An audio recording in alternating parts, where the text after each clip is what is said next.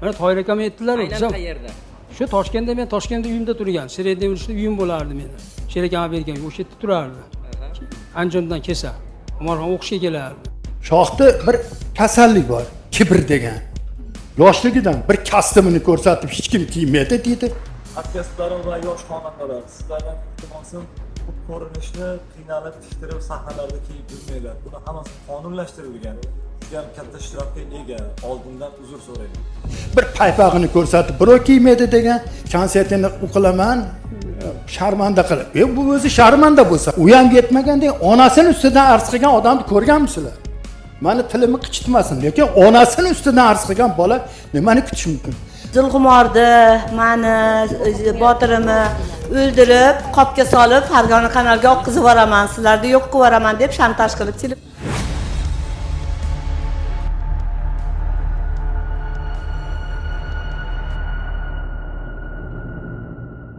Jo'ra birga katta bo'lganman. Asakada, Toshkentga birga kelganmiz 65-66-yillar. Shu kelib men institutga kirganman, she'r teatralniga. Oldin Oqartuga kirgan. Keyin shu birga o'pishtilarda, kvartirada birga yotib, yo'q paytidan och qolib, qattiq noyib, o'zgaradorlarda yugurib, mana katta bo'lganmiz. Keyin taqdir taqozosi bilan institut bitirishdan oldin Sherali Jo'rayev birinchi uylandi. Xursanoy Toshpo'latova deganga yaxshi ko'rib, u qiz tekstilni institutda o'qir edi.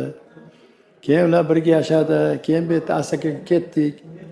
Asakada men ichki ishlarda ishladim. Sherali Jo'rayev filarmonda ishladi.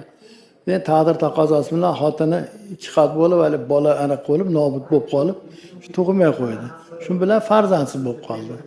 Shu mashindan keyin yana bu Botir Qodirovning onasi bularni teatrda ishlashardi, filarmoniyada. Tojixon opa deb esimdan juda ajoyib ayol edi. Keyin To'lagan Soqovning opasi bo'lardi. Malohat Soqova deb. Ular teatrda balet meister edi. Bu Botirning xolasi Diloram raqqos edi. O'sha paytda Zulxumar kichkina qiz edi, 8-mi, 9-sinfda o'qiydigan qiz edi. Nihoyat haligi juda bir jozibali qiz edi. Raqsga tushganda bu ana Mukarram opalar yo'lda qolib ketadi. Bu xonadon chiqqan bir raqqos edi-da, she'rda musikalariga shunaqa o'yinga tushadi, she'r o'zi jinni bo'lib qolardi.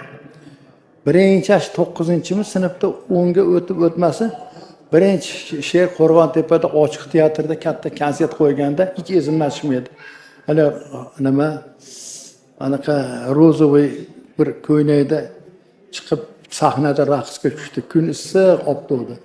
Shu 1 metr, 1,5 metr sakrab tizza bilan tushib o'yinga tushganda, keyin ertasimi o'tganda she'r ana uni qara degan tizza qanab ketibdi haligi.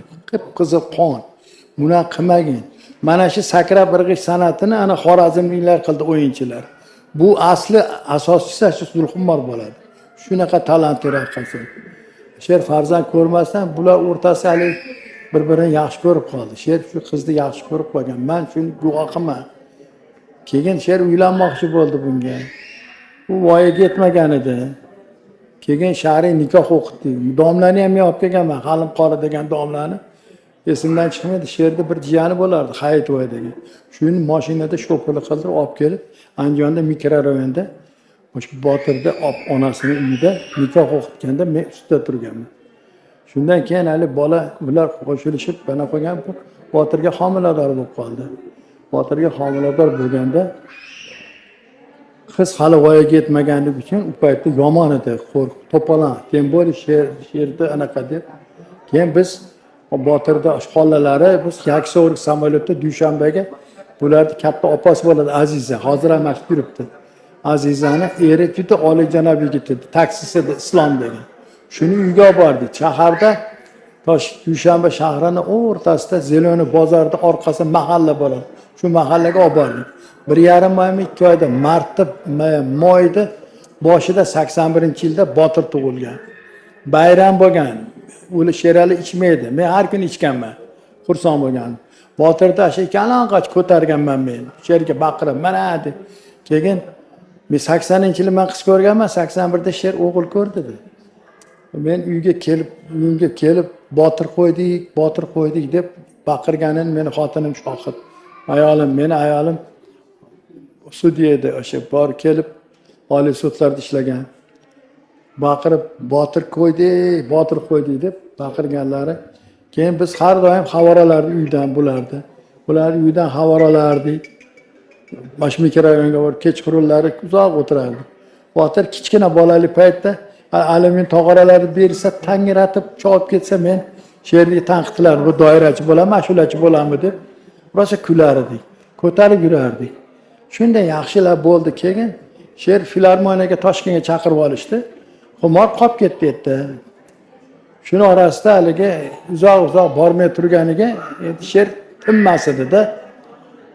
O'rtada har xil dedi gaplar chiqarishdi. Mana g'iybatlar bo'ldi. Xullas, ular uchrashmay qo'ydi. Endi vaqt soati kelib, keyin bu uchinchi xotin ana nimaga uylandi, hozir shohlarning onasiga uylandi. Bu yaxshi deb ular Po'lat Nosirov degan artist bo'lardi. Shuni xotinini singlisi bo'ladi bu Botirda hozir onasi. O'sha bo'ldi, shu yaxshi yurishdi, u bo'ldi. Uni Qandaramani oldida kvartirada turishardi. Hammasi yaxshi ketyapti. Endi o'rtada bu niqob halaqa sovuqchilik tushishiga sabab keyin bular Botirni bilishib qoldi-da bir joyda. Botir borligi. Botir borligi bulargacha bo'lgan-ku. Bu yerda eng katta hozirgi xato bu Botirdan keyingi bolalar bular. Bular unaqa necha 40 yildan oshiq Botir indamay yurdi. She'r haqorat qilganda ham gapirmadi. Endi bu oxiri ana onani gapirgandan keyin bu ish qo'zg'alib ketdi. Lekin yaxshi bo'lmadi. Ana bola shu kibr, hali ma'ni velichiga berilib ketdi. Ma'ni velichi degan narsa borda. Bu kibrli bo'lib ketdi bu Shohjahon. Mendan qochadi. Meni qayerda bir zapisim bo'lsa o'chiradi. Ana zo'r to'valarda she'r peredachi qilib, yalinib telefon qilsa borsam, meni o'chirtirib tashlaydi shu bola. Nimaga bunaqa bilmayman. Endi uyda faqat men ko'p narsa bilaman, bularga yoqmaydi.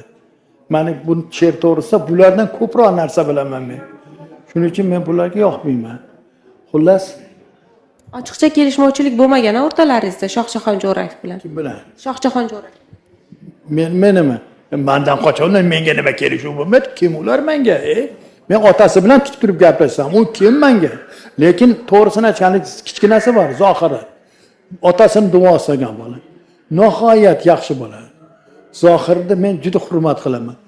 Bu o'yinchi, ikki tomonga o'ynaydigan. Sababi, endi o'zingiz o'ylab ko'ring. Men hali aytdim nimada. Bir kastimini ko'rsatib, birov kiymasin deydi, bir naskisini ko'rsatib, birov kiymasin deb bir intervyu beradi. Bir ashulachimi, aktrisa qiz bor. Dilfuza Ismoilova degan. O'shini fohisha deb solib, buna qilib borib, mushukka o'xshab o'tirib kechirim so'rab, mana qilib. Bu erkak kishi yarashmaydigan ish bu.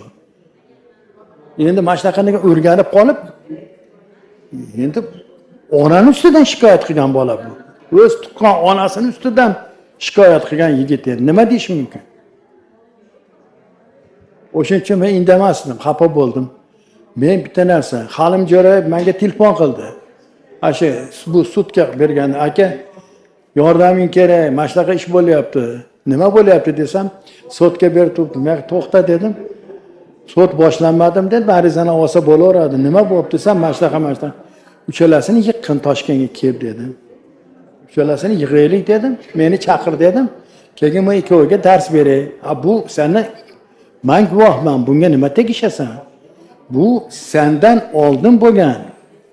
Senlar unda yo'q eding. Onang unda radio komitet ishlar edi. Qo'ylaring. Eshitmasang deb aytaman. Keyin yana mendagi faktlar, men bular uchun Azroilman bu oila uchun. Chunki meni yomon ko'rishdi. Uni aniq bilaman. Chunki she'r menga kechalar yig'lar edi. Kechalar soatlar menga yig'lar. Tohir sendan boshqa deb. Men uxlab qolib, telefonni ko'tarsam ham gapirayotgan bo'lardi. Shunchalik menga ko'p dardini aytgan. Shuning uchun yaxshilik qilmadi bolalar.